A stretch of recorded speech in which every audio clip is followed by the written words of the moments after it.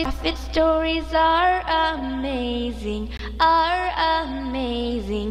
We like to hear the prophet stories, prophet stories. We like to hear the prophet stories, prophet stories. ওয়ালাইকুম আসসালাম। কেমন আছো তোমরা? আলহামদুলিল্লাহ, আমরা ভালো আছি। আমরা আপনার কাছে নবীদের গল্প শুনতে চাই। মাশাআল্লাহ, খুব ভালো কথা। মুসলিমদের জন্য নবীদের গল্প অনেক দরকার। আজকে আমরা নবী সালেহ আলাইহি ওয়াসাল্লামের গল্প শুনব। তোমরা শুনবে তো? চলো তাহলে শুরু করি। বিসমিল্লাহ। হুদ আলাইহি ওয়াসাল্লামের লোকেরা অর্থাৎ আদ জাতির ধ্বংসের পর সামুদ গোত্র সফল এবং শক্তিশালী জাতি ছিল। তারা মূর্তি পূজা শুরু করে এবং তাদের সম্পদ বৃদ্ধি পাওয়ার সাথে সাথে তাদের খারাপ কাজ বেড়ে যায়। সামুদ জাতির লোকেরা পাহাড় থেকে কিছু দূরে বড় বড় দালান এবং সুন্দর বাড়ি বানায়। নিষ্ঠুরতা এবং খারাপ কাজ তাদের জন্য সাধারণ কাজ হয়ে যায়, কারণ খারাপ লোক দেশ শাসন করছিল। এই জাতির মধ্যে একজন ছিলেন সালেহ আলাইহি ওয়াসাল্লাম। তিনি তার বুদ্ধিমত্তা, সততা এবং ভালো কাজের জন্য পরিচিত ছিলেন এবং তার লোকদের কাছে অনেক সম্মান পেয়েছিলেন। এরপর আল্লাহ তাকে একজন নবী হিসেবে পছন্দ করেন। কে আমাকে বলতে পারবে যে তার উপজাতির নাম কি ছিল? আমি বলতে পারি, তিনি সামুদ গোত্র থেকে এসেছিলেন। মাশাআল্লাহ, তোমরা কি জানো যে তিনি নূহ আলাইহি ওয়াসাল্লামের অষ্টম প্রজন্মের ছিলেন? তিনি তার লোকেদের শুধুমাত্র এক আল্লাহর ইবাদত করতে বলেন এবং আল্লাহর সাথে কাউকে শরীক করতে নিষেধ করেন। কেউ কেউ তাকে বিশ্বাস করলেও তাদের অধিকাংশই কাফের ছিল এবং তারা কথা ও কাজ দিয়ে সালেহ আলাইহি ওয়াসাল্লামকে অনেক কষ্ট দিয়েছিল। হে সালি, আপনি একজন ভালো মানুষ এবং আমরা চাই আপনি আমাদের নেতা হন, কিন্তু আপনি আমাদের শুধুমাত্র আল্লাহর ইবাদত করতে বলছেন এবং আমাদের দেবতাদের পুজো করতে না করছেন। আমরা বুঝতে পারছি না। তারা কোনো প্রমাণ, কারণ ও চিন্তা ভাবনা ছাড়াই তাদের দেবতাদের ইবাদত করতে চায়, যেভাবে তাদের বাবারা করত। তাই তারা সালেহ আলাইহি ওয়াসাল্লামকে আল্লাহর রসুল প্রমাণ করতে একটি অলৌকিক কাজ করতে বলে। আপনার পালনকর্তাকে ওই পাথর থেকে একটি 10 মাসের গর্ভবতী লম্বা ও সুন্দর মেয়ে উট বানাতে বলুন। সালেহ আলাইহি ওয়াসাল্লাম তাদের জিজ্ঞেস করেন, যদি আল্লাহ তাদের অনুরোধ রাখেন তবে কি তারা আল্লাহকে বিশ্বাস করবে? তারা উত্তর দেয়, হ্যাঁ। বাহ, এটি তো অনেক বড় অলৌকিক ঘটনা হবে। হ্যাঁ, কিন্তু আল্লাহর জন্য এটি করা খুবই সহজ, কারণ তিনি সর্বশক্তিমান। আল্লাহ অলৌকিক ঘটনা দেখানোর জন্য সালেহ আলাইহি ওয়াসাল্লামের কথা মেনে নেন। আল্লাহ ছড়িয়ে থাকা একটি পাথরকে আদেশ করলেন দুভাগ হয়ে যেতে এবং তার মধ্য থেকে একটি বিশাল সুন্দর 10 মাসের গর্ভবতী মেয়ে উট বের হয়ে আসে। সামুদ জাতির মাঝেই উটটি বসবাস করতে থাকে এবং কিছুদিন পরে একটি বাছুর জন্ম দেয়। কিছু লোক এটি দেখে ও তাদের ওয়াদার কারণে আল্লাহকে বিশ্বাস করে।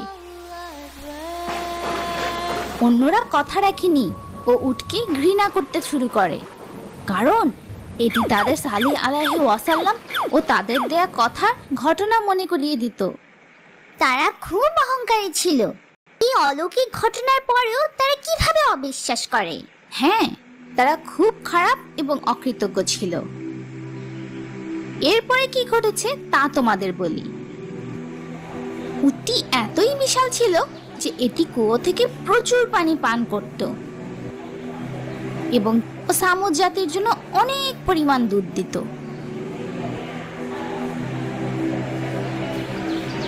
তাই সামুদ সম্প্রদায় নিজেদের এবং তাদের পশুদের জন্য পানি না পেলেও উট এত দুধ দিত যে সামুদের সব লোক তাদের প্রয়োজন পূরণ করতে পারত। তারপর নবী সালেহ আলাইহি ওয়াসাল্লাম তাদেরকে আল্লাহর আদেশ জানিয়ে দেন যে একদিন কুয়া থেকে উট পানি পান করবে ও অন্যদিন সামুদ জাতির লোকেরা পানি ব্যবহার করবে। উটটিকে ভালোবাসার পরিবর্তে তারা এর ক্ষতি করতে চায়। এমনকি কাফেররা নবীর কাছে দাবি করে তিনি যদি আল্লাহর নবী হয়ে থাকেন তাহলে তাদের ওপর শাস্তি নিয়ে আসুক। সালেহ আলাইহি ওয়াসাল্লাম ভয় করছিলেন যে তারা উটটিকে মেরে ফেলতে পারে, তাই তিনি তাদেরকে সতর্ক করে দিয়েছিলেন যেন তারা আল্লাহ প্রদত্ত উটটিকে না মারে এবং এটিকে আল্লাহর তৈরি পৃথিবীতে ছেড়ে দেয়। কিন্তু কাফেররা তার কথা শুনেনি। কিছু নারী 9 জন কাফেরকে এই উট ও তার বাছুরকে মেরে ফেলতে রাজি করায়। তারা কত খারাপ ছিল! তারা কিভাবে এই নির্দোষ উটটিকে মেরে ফেলতে চাইতে পারে? তারা নির্মম মানুষ ছিল। তারা উটটিকে ভালোভাবে লক্ষ্য করে, কখন কোথায় যায় সবকিছু। যখন উটটি পানি খেতে আসে তখন তাদের একজন উটের পায়ে তীর নিক্ষেপ করে। উটটি পালিয়ে যাওয়ার চেষ্টা করে, কিন্তু তীরটি তাকে আহত করেছিল। অন্য লোকেরা উটের পেছন পেছন যায় ও অন্য পায়ে তরবারি দিয়ে আঘাত করে। উটটি মাটিতে পড়ে যায় এবং তারা তাদের তরবারি দিয়ে তাকে মেরে ফেলে। হত্যাকারীদের বীরের মতো সংবর্ধনা পায় এবং তাদের জন্য গান ও কবিতা লেখা হয়।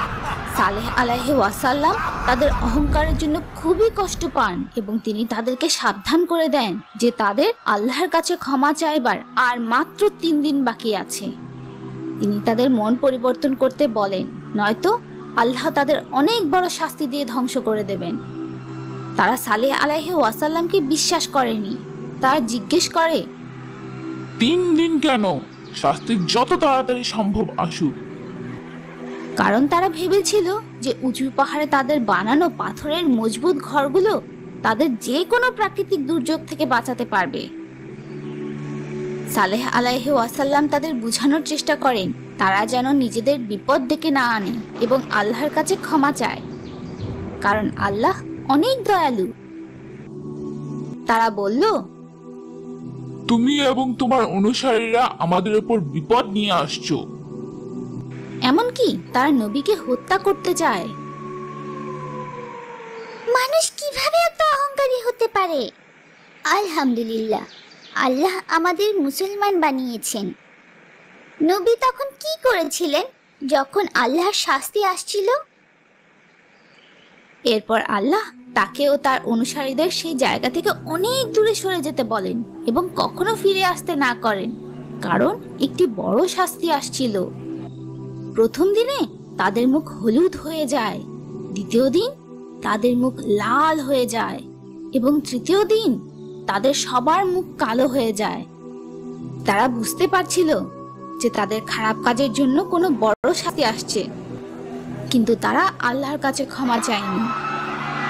তারা তাদের শক্ত পাথরের ঘরগুলোতে লুকোনোর চেষ্টা করছিল, কিন্তু আল্লাহ তাদের সব ধ্বংস করার জন্য শক্তিশালী শাস্তি পাঠান। হঠাৎ একটি অনেক বড় বজ্রপাতের শব্দ আসে। এতে অনেক জোরালো শব্দ হয়। এই শব্দ তাদের সাথে সাথে মেরে ফেলে ও সবাইকে ধ্বংস করতে সবকিছু কাঁপাতে থাকে। কি হচ্ছে বুঝতে পারার আগেই তারা সবাই ধ্বংস হয়ে যায়। আল্লাহ কেবল একটি শব্দ দিয়ে তাদের ধ্বংস করে ফেললো? এটি কি অস্ত্রের মতো শক্তিশালী? আল্লাহর জন্য শুধু শব্দ দিয়ে অস্ত্র বানানো খুবই সহজ, কিন্তু সালেহ আলাইহি ওয়াসাল্লামের কথায় যারা বিশ্বাস করেছিল তারা সুরক্ষিত ছিল। আজকে আমাদের নবীদের গল্প এখানেই শেষ। ইনশাআল্লাহ পরবর্তী সময়ে আমরা নবীদের আরেকটি সুন্দর গল্প শুনব। And thank you so much to all of our supporters and donors. Those